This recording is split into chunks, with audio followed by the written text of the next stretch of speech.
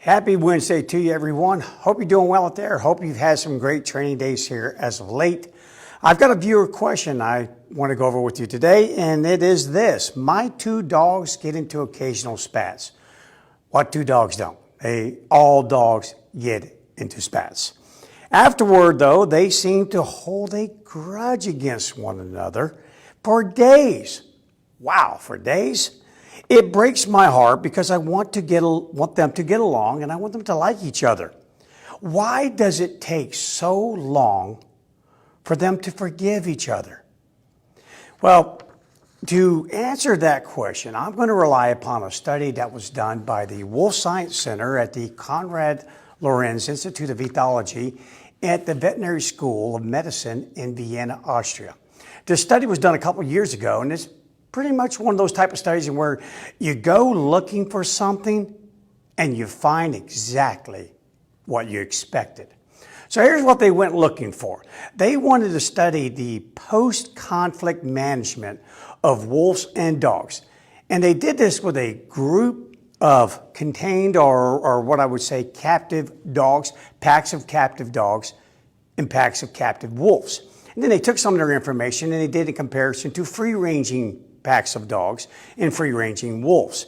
And that part was really important in this study because I always tell everyone, when you look at a zoo and you look at the behavior of the animals in those zoos, you are not looking at a mirror of nature. Things happen in captivity that you would never, ever see happening in the wild. So it's important to draw a comparison between the two contexts there. Captive animals, not captive animals. But anyway, so they went searching because they wanted to find out, do wolves, after they have a spat, do they hold grudges for days? Do they ever reconcile? Do they just start getting along and forgive one another? And they wanted to draw a comparison between that and dogs. Do dogs do the same thing? Well, I'll tell you what, again, this is one of those studies where you had this idea and you had a hypothesis and you want to go out and prove it. And sure enough, by golly, it did exactly that. It did. They believe, and this is the absolute truth, that any group living animals, any animals that live in a group, occasionally there will be those inevitable interactions and competitions over some valuable resource, which will then lead to the escalation of aggression for those resources. And that can lead to a big time disruption in pack cohesion. And that's really bad when it comes to a wolf because wolves rely on groups, living in a group, for hunting. They rely on alloparental care of the young. And they also rely on that group to defend the territory. I told you about that yesterday. Strength in numbers. You're emboldened by numbers. So this kind of all plays in together here. So what they expected to find was this, that wolves engage or should engage in frequent reconciliation. Can't talk today, Brian. I'm having a hard time with it. A frequent reconciliation. Say that about 3 times fast, how dare you, before you make fun of me. Following any conflicts in order to maintain pack cohesiveness and to preserve future cooperativeness. So they wanted to see that. That's what they felt had to be there in the study. So then here's what they expect with dogs. Not the same. They did not go looking for that frequent reconciliation to preserve future cooperativeness. So yeah, they found it. Low reliance. Dogs have a low reliance in cooperation. Why? Because they get fed. I don't have to depend upon you. I'll live perfectly fine here in this dwelling on this territory without you. I don't need you for mating. I don't need you for food. I don't need you really for safety. And I sure don't need you for shelter. And this territory, as a matter of fact, I kind of think it's my own. So of course, dogs don't have to live with other dogs to survive. But that's not the case with wolves. If they want to perpetuate their species, if they want to increase their personal fitness, then it behooves them to live within a group, not to live by themselves. They can kind of get that thing done all day long during the summertime. But man, when old man winter sets in, it's a different story. Now you're having to hunt the big animals that could really use a little bit of help in getting that job done. Don't need a lot of you. 4 wolves can bring down a bull elk, no problem, or bull caribou all day long. But I do need a couple little helpers there, so if you can chip in and give me a little bit of help, I'd really appreciate it. So that's what they did. When they went into this thing, here's what they found out. Real quick. The number of aggressive interactions in wolves, and they studied this about over a 2-year period, was much higher than dogs. So wolves interacted aggressively. They entered into those occasional spats, and they escalated to a point of aggression far more often than did dogs. So that, again, that hierarchical situation, who am I, who are you? If there's only food for 3 and there's 5 of us, I want to make sure I'm either 1, 2, or 3, not 4 or 5. There's mating, there's all sorts of things that occur that makes it where competition for a resource, a mate, or food, far more of a priority for wolves than it does for dogs. So that is and was to be expected. However, here's another one. The intensity of aggression. So when the aggression occurred, even though it occurred more often with wolves than with dogs, the intensity of the aggression was far greater in dogs. Yeah, far greater. Which leads us to believe that ritualized aggression, meaning you step up to it. You don't go from 0 to 100.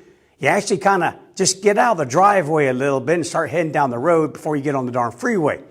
I've seen this in my own personal observations, professional observations, that ritualized aggression, that thing where you don't go all the way at first, is kind of lost among dogs. We saw dogs immediately attack, immediately employ the hawk strategy long before they display, far too more often than what you would see in the wild. So yeah, that was to be expected, and sure enough, there it is. We just feel that with domestication and not having to live in groups all the time, especially with multiple groups, and having those natural stressors put on you from the environment in which you live. Again, nature's rule is use it or lose it.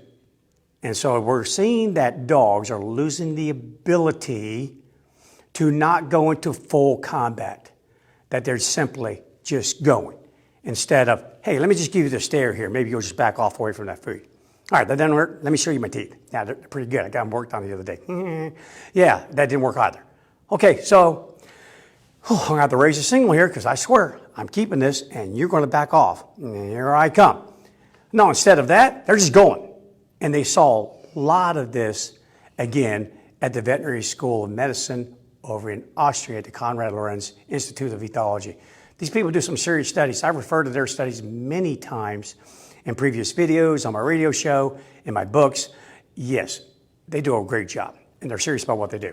Here's another thing they found out, that the number of reconciliation attempts, the number of them, the number of times in which wolves reconciled, they started doing affiliative behaviors, was much greater in the wolf than the dog.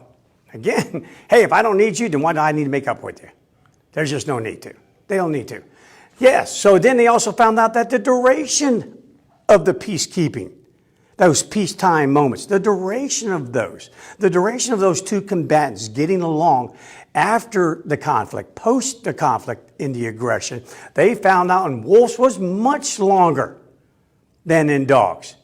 Hey, golly, the wolves they just got it together a whole lot better when it comes to this reconciliation thing and trying to maintain the peace, trying to be more amiable and less combative. They've got it. And then finally, the intensity of the reconciliation, meaning the effort in which it was made, rubbing against the body, tongue flicking, face pawing, maintaining that physical contact, the intensity of it hey man, I am really over that little spat that you and I had. You over it? Because I'm over it.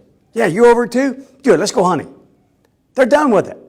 They don't have time to hold a grudge. There's no time. They don't have the luxury of such a thing. No way. Hey man, I get it. We went after each other yesterday, but today I need you and you need me, so let's get going. That's the end of it. Wolves are incredibly good at that. Dogs, not so. Not so at all. So they also kind of depended upon a few things to kind of come up with all of these factors here and all of these results. They found that the occurrence of reconciliation, the intensity, the latency, how long it lasted, the initiation of reconciliation, buried as a consequence of compromised costs. Meaning, what is the cost of doing this? What's the cost of me trying to make up with you? Wait, am I risking further aggression from you if I try to make up with you?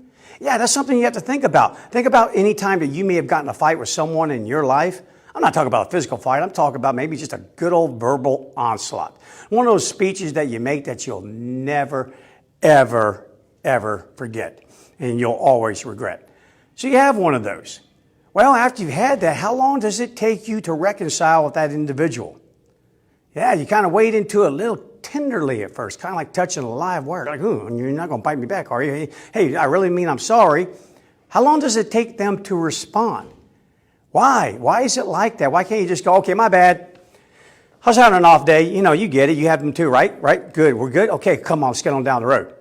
Why doesn't that happen? Why does it take several hours, several days, weeks, months, and even years? Look at some family conflicts. Years. Some even go a lifetime. Why? They studied this. The number one reason is the cost, the perceived cost of entering back into this relationship. Will I get hurt again? Whether it's emotional or physical. For dogs, it's all about physical. It's not the emotional thing. It's the physical thing. So they noted that this cost definitely affected all of these. So that means that dogs thought there was more of a cost involved. Yeah, more of a cost in trying to make back up with you. And again, that only makes sense because if I don't need you, why do I even need to make the effort? And why should I take on that extra cost or that risk? So yeah, they weigh that cost. I tell everyone, every action that you take, every action that your dog takes, every action that that darn wolf back there takes, they weigh everything on a cost-benefit analysis. What's the cost of doing it? What's the benefit for doing it?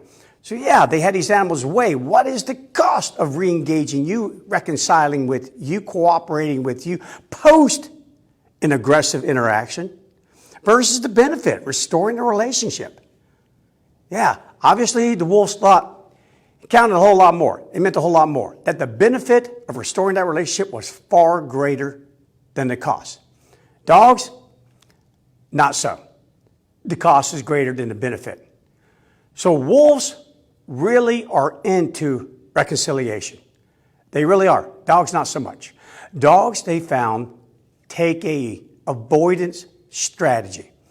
So no wonder our viewer sees this in her dogs. And how many of you have seen it in your dogs? No wonder dogs seem to pout, hold a grudge, stay away. Yeah, in our human world, when we start imparting anthropomorphism into our animals, explaining their behavior in a way that makes sense to being a human. Because remember, we humans cannot stand the absence of logic. So we have to put some logic in there. And the logic comes from that human brain. It doesn't come from that dog brain.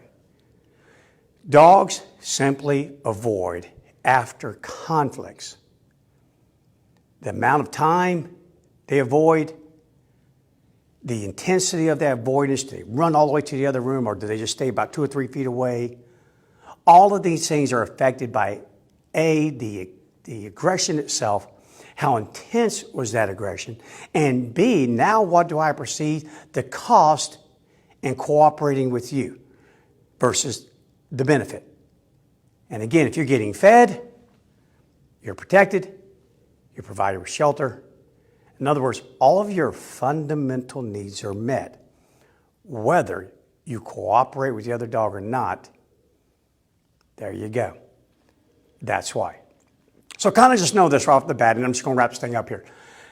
Be very careful about imputing your human emotions into our dogs. We got to be careful. And the reason why that is, it's not going to change anything. The dog's still going to avoid, whether you like it or not, whether you're sad about it or not. They're just going to do that. And you just have to let them do that. The problem comes in this. You stress about it. And when you stress, I haven't even done the video yet, in which this very same institute, along with another institute and another institute, all three of them ganged up and came up with the absolute sound proof that dogs mirror their owner's stress response. So that's why I'm taking on the stress. No, it's not that stress. I actually have a lot of fun doing it. I'm doing a video for you every day for a year to lower your stress. And if I lower your stress, will that not lower your dog's stress? And if I give you things to do with your dog that you do correctly, that makes sense to the dog, that parts logic in their brain, will that not lower their stress? When I talk to you about compatibility and incompatibility, and you sometimes make that difficult decision, you say, this ain't going to work out. Because that's my other issue. If these dogs consistently fight, consistently have spats, day after day, week after week, year after year, what is the quality of life of that animal? Something's got to go. In nature, one of those would leave. I told you about that with patch models. I've explained it many times. Instead, they're held captive. So sometimes we make the difficult decision to lower the stress in the animal first, which will then, over time, trust me, been there, done it, it'll lower your stress as well. And that's what this is all about. Okay, guys, so that's it today. Wolves do reconcile, dogs don't. Hold grudges, if that's what you want to say, but it's not. They're simply using avoidance strategy because the cost of getting back together is greater than the benefit for them versus our wolves over here. So just kind of know it, live with it, let it go. The only thing I need you to do is just start marking down a little logbook there. Okay, there was a fight today, fight the next day, and there was a fight the next day, and it was over this, that. Wow, when you start running out of pages in a real thin notebook, we need to have a little chat about what is the best thing for your dog, number one, and you, number two. But we can do that because we're good, we're smart, and we're awesome dog owners. We are a great steward. And you are, and we're all going to be. There you have it. Okay, guys, I'm out of here. I got stuff to do. I got dogs to train. I've got to go. Oh, God, hope no one's holding a grudge on me. Hope Captain's not holding a grudge on me. Where the heck is he? Oh, hey, he's running around here somewhere. I'll find him. All right, have a great day. If you have any questions, send them to me. You want me to answer your question on Facebook Live? Send them to me. I'll be glad to do so. Found this information beneficial? Share it with someone else. Have a great day.